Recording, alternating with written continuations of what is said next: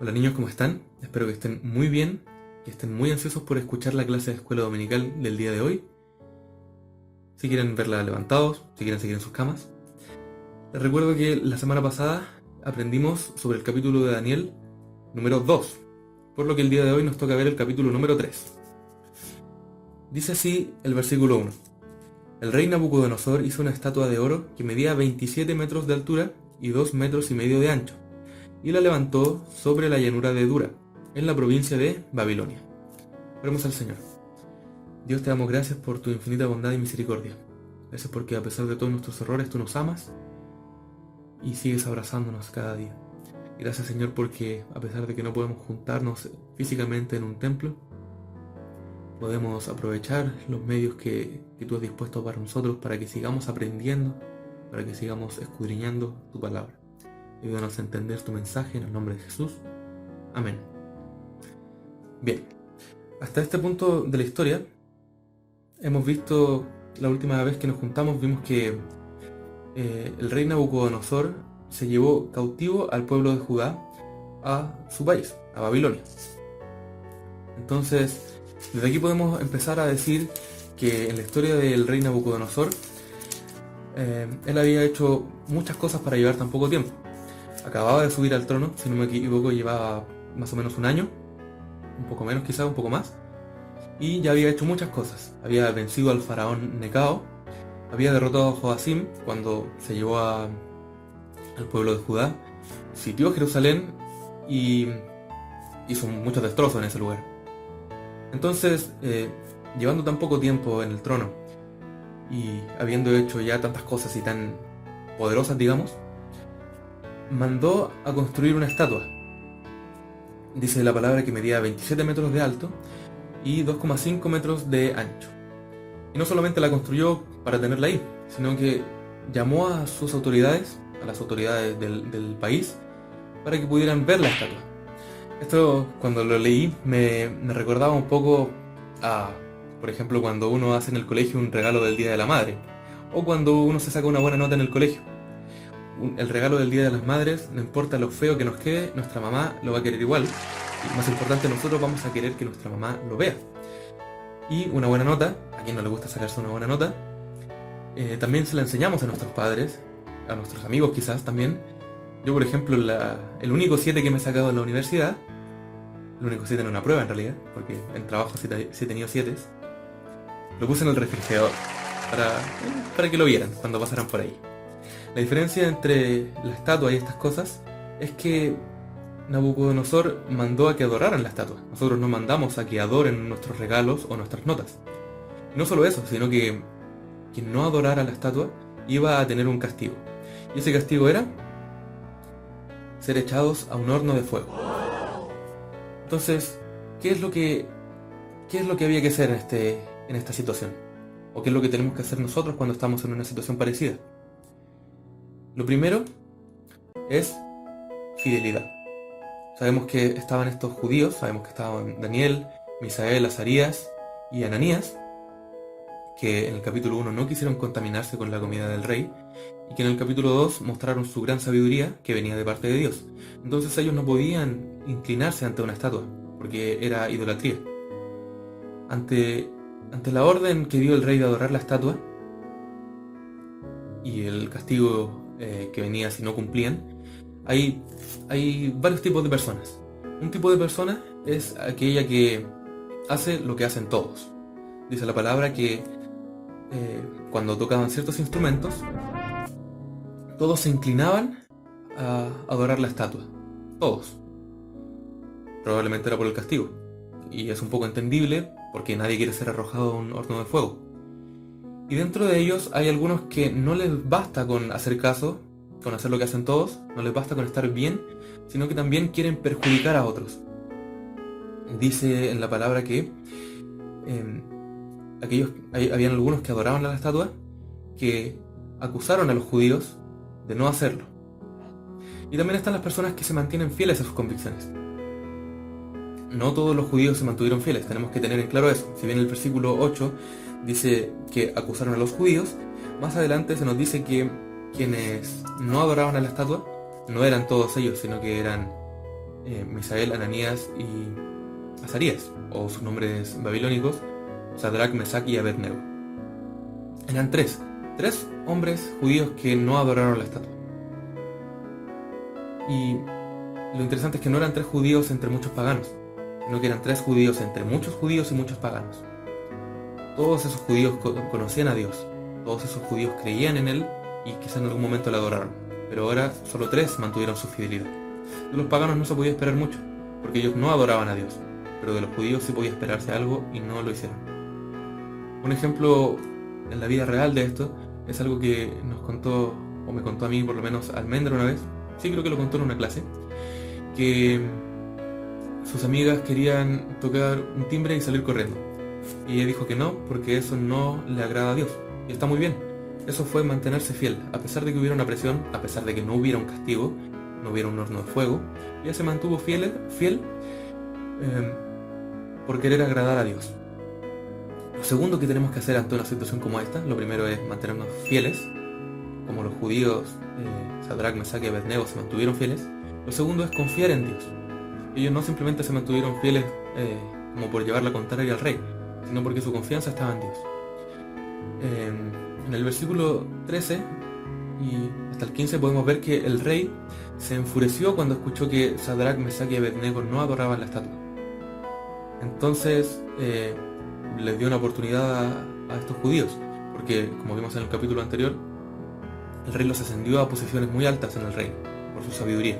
Entonces les dio una oportunidad para no tener que arrojarlos al horno de fuego, porque eran buenos elementos, porque eran sabios, ser bien en el reino.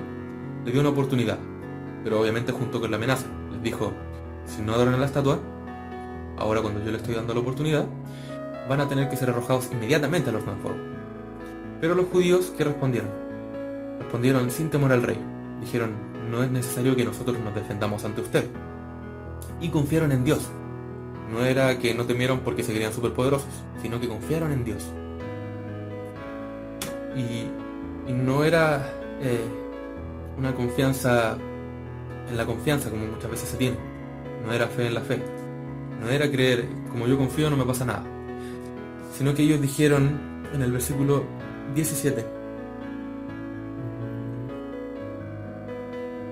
si nos arrojan al horno ardiente, el Dios a quien servimos es capaz de salvarnos. Él nos rescatará de su poder, su majestad. Pero también hay que ver el versículo 18. Pero aunque no lo hiciera, deseamos dejar en claro ante usted que jamás serviremos a sus dioses ni rendiremos culto a la estatua de oro que usted ha levantado. Entonces confiaron en Dios, y esa confianza se manifestó tanto si lo salvaba como si no lo salvaba. Porque la confianza no es igual a creer que Dios va a hacer lo que yo quiero, sino que es igual a creer que Dios hace lo que Él quiere y que eso es lo mejor. Entonces, cuando le respondieron a esto, el rey se enfureció todavía más y mandó a calentar el horno 7 veces más de lo que ya estaba.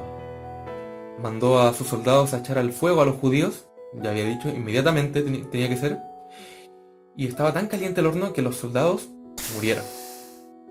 Pero los judíos no dejaron de confiar. Dice el versículo 25 que ellos no sufrieron daño, y esto me recordaba un poco a un juego que yo sé que muchos de ustedes conocen, y por eso voy a hacer el ejemplo, para que se entienda bien. Me recordaba a Minecraft.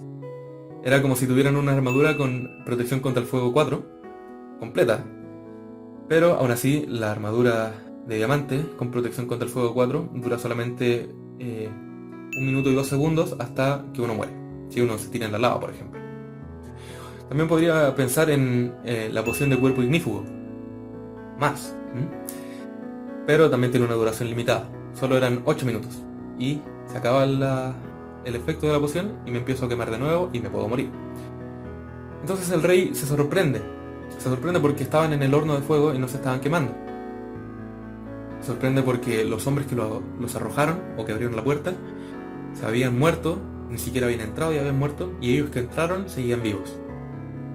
Entonces no solamente se sorprende porque no murieron, sino porque él echó 3 hombres al fuego y ahora había 4. Había un 4.º hombre en el fuego. Esto me recordaba, todavía sigamos con el ejemplo de Minecraft, a la poción arrojadiza de cuerpo ignífugo. Si bien una poción normal yo me la tomo y me hace efecto solo a mí, una poción arrojadiza le hace efecto a todos los que estén en el área. Entonces era como si este 4.º hombre hubiera echado una poción en el área e impidiera que le hiciera daño a estos judíos. Sin embargo, si la poción normal dura 8 minutos, esta dura menos, su efecto se reparte y dura creo que máximo 6 minutos y 45 segundos. Entonces dije ya, lo último. Era como si hubiera cambiado el modo de juego a creativo. Ahí sí que con nada uno se muere. Y es que este cuarto hombre que estaba en el fuego, dijo el rey Nabucodonosor, que tenía el aspecto de un dios, o de un hijo de los dioses. Este cuarto hombre era Jesús. Nosotros vimos clases atrás que en ocasiones se aparecía el que es nombrado como el ángel del Señor. Y la gente cuando lo veía decía, los judíos principalmente, decían, he visto a Dios, voy a morir. Porque ese ángel del Señor no era un ángel cualquiera. Ese ángel del Señor era Jesucristo mismo. Y sabemos que Jesús es Dios. Y quien ve a Dios, muere. Esto dijimos que se llamaba Cristofanía. Una aparición de Jesús en forma del ángel del Señor antes de venir como hombre a la tierra. Y la gran diferencia entre Jesús y Minecraft es que Jesús no estaba jugando. No era un juego lo que él hacía. No era una poción, no era un modo de juego creativo, no era una armadura. No era nada más y nada menos que el Todopoderoso obrando con su gran poder. Lo tercero que tenemos que hacer, o lo tercero que sucede en realidad cuando somos fieles y cuando confiamos en el Señor, es que Dios es honrado. Cuando el rey Nabucodonosor se sorprendió de que no se quemaran y de que había un cuarto hombre en el fuego, no se quedó ahí esperando a ver qué pasaban 8 minutos de poción, a ver si se morían, sino que llamó a los judíos fuera del horno. Les dijo, vengan, Sadrach, Mesach y Abednego, salgan del horno, no quiero que se quemen. Y reconoció al Señor, reconoció la confianza y la fidelidad de los judíos. Vamos a leer el versículo 28. Dice, entonces Nabucodonosor dijo, alabado sea Dios, el Dios de Sadrach, Mesach y Abednego. Envió a su ángel para rescatar a sus siervos que confiaron en él. Desafiaron el mandato del rey y estuvieron dispuestos a morir en lugar de servir o rendir culto a otro Dios que no fuera su propio Dios. Entonces alabó a Dios, dice alabado sea Dios, porque estuvieron dispuestos a morir, eso es confianza, y no rindieron culto a otros dioses, eso es fidelidad. Entonces si ya tenía a Sadrach, Mesach y Abednego en unos puestos muy altos en el reino, ahora estaban todavía más altos. Y no solo eso, sino que prohibió que se hablara mal en contra del Dios de ellos. Dijo, por lo tanto, yo decreto, si alguien cualquiera sea su raza, nación o lengua, habla en contra del Dios de Sadrach, Mesach y Abednego, será despedazado y su casa será reducida a un montón de escombros. No hay Dios que pueda rescatar de esta manera, no hay otro más.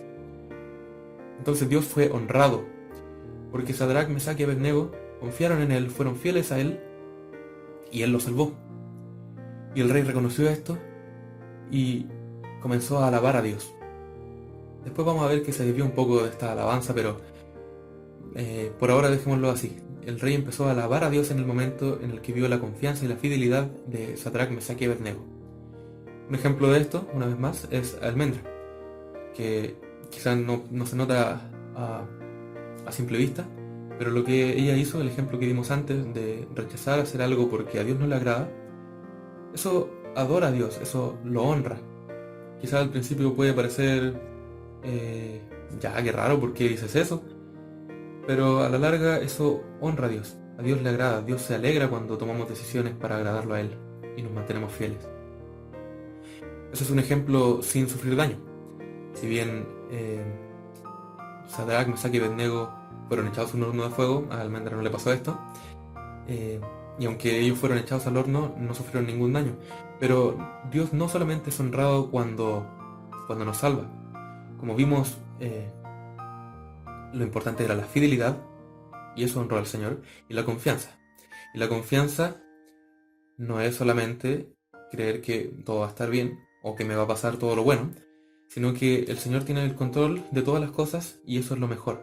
Entonces, esto quiere decir que Sadrach, Mesach y Abednego pudieron haber sido echados al horno de fuego y haber recibido daño, pudieron haber muerto al instante como los soldados que los echaron.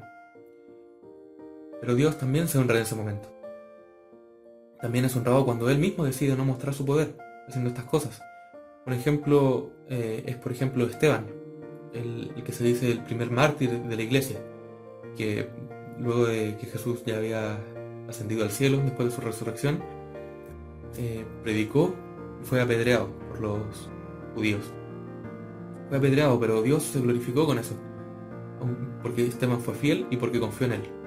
Murió, sí, pero fue un acto de honra al Señor.